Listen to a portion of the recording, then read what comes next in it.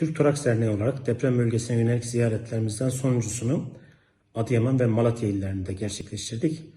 Bu gezilerin amacı özellikle deprem bölgesinde çalışan meslektaşlarımızın durumunu değerlendirmek, varsa bir sorunları onlara destek olmak idi.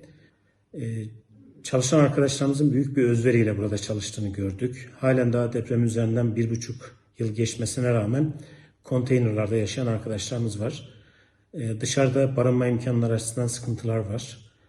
Tabii sevindirici olan şey şu, özellikle Malatya'da ve Adıyaman'da hastaneler, binalar sağlam olduğu için deprem zamanında arkadaşlarımız için güvenilir bir barınak olarak görev görmüş. Sonrasında da yine güvenli ve emniyetli bir şekilde burada hizmet vermeye devam etmişler. Bir de depremin tabii sağlık yönünden etkileri var.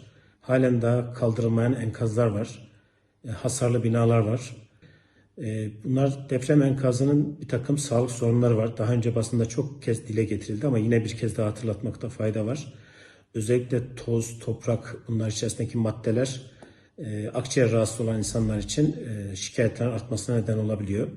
Ama özellikle uzun vadede bu binaların içerisindeki asbest nedeniyle, silika nedeniyle uzun vadede bir takım sağlık sorunları ortaya çıkabilir.